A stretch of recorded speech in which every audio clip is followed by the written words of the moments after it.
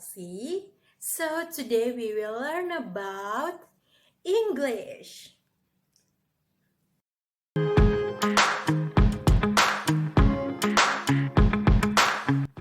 Halo semuanya. Di video kali ini kita akan belajar tentang 8 parts of speech dalam bahasa Inggris. Sebelumnya kita lihat dulu tujuan pembelajaran kita pada hari ini. Yang pertama, mengenali bentuk dan macam parts of speech. Yang kedua, mengetahui penggunaan dan perbedaan parts of speech. Alright, let's get started. Today we will be learning about the 8 parts of speech more in depth. What are the 8 parts of speech? What we call words we use. Parts of speech refer to what words are, while the parts of a sentence refer to what words do, that is, how they are used in a sentence. So what are the names of all the 8 parts of speech? The 8 parts of speech are verbs, adjectives, interjections, nouns, conjunctions, adverbs, pronouns, and prepositions. Baiklah, apa itu parts of speech? Parts of speech adalah atau merupakan berbagai jenis kata untuk menyusun kalimat menjadi padu agar pembaca dan pendengar memahami makna dari kalimat tersebut. What are verbs? Verbs are the most powerful words in our writing. They show action. For example, walk, stride, stroll, see, observe, recognize, examine, Yang pertama adalah verb atau kata kerja. Di sini kata kerja memiliki arti tindakan atau action. Contohnya walk, berjalan, dan see, melihat. Can we talk about adjectives? I love adjectives. They modify a noun or noun substitute, also known as pronouns. They give us more detail. Yes, that is correct. They answer the questions, which, what kind, and how many.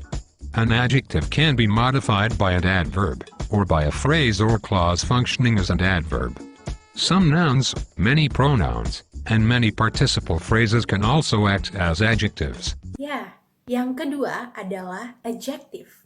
Adjective atau dalam bahasa Indonesia merupakan kata sifat. Di sini adjective mendeskripsikan noun atau kata benda dan juga pronoun. Contohnya pretty, cantik, kind, baik, humble, rendah hati. Now, let's talk about interjections and what they do. Interjections. I will teach you about them. An interjection is a word that shows emotion. It is not grammatically related to the rest of the sentence.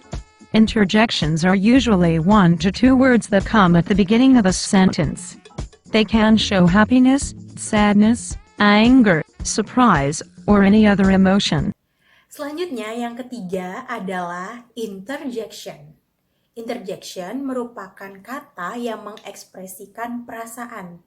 Contohnya seperti marah, sedih, dan bahagia.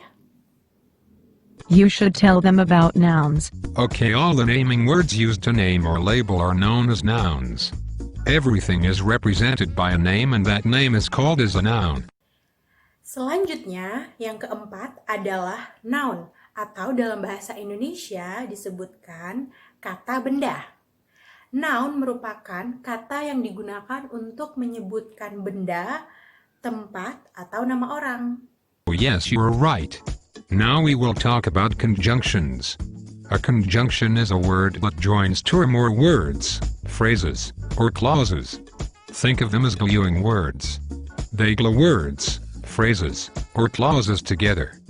But, of course, there are many more conjunctions out there.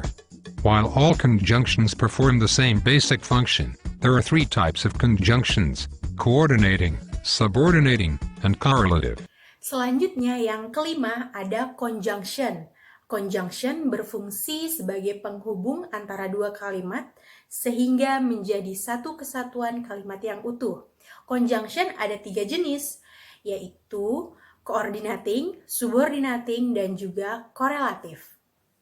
That's interesting. What about adverbs? We haven't learned about them yet. Yes, adverbs. Adverbs can modify different things, adjectives, adverbs, verbs or whole clauses.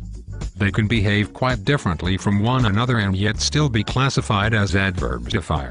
Adverbs answer the questions, how, happily, really, quite, peacefully, when, tomorrow, now, yesterday, never, where, here, there, everywhere, and why. Selanjutnya yang keenam ada adverb.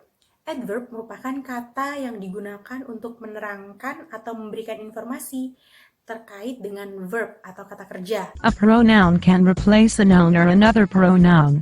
You use pronouns like he, which, none, and you to make your sentences less repetitive. Selanjutnya yang ketujuh ada pronoun. Pronoun merupakan kata kerja yang digunakan untuk menggantikan noun. Contohnya seperti she, he, it, I, you, we, they, them, us, her, him, and it. Now tell them about the last part of speech. Prepositions. Kate, prepositions are the words that indicate location. Usually, prepositions show this location in the physical world.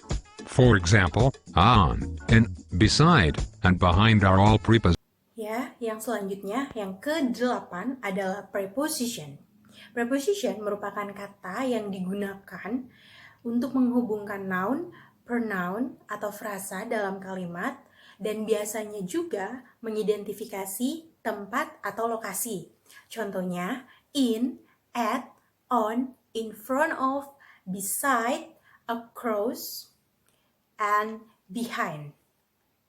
Ya, jadi kita sudah belajar tentang 8 jenis parts of speech dalam bahasa Inggris.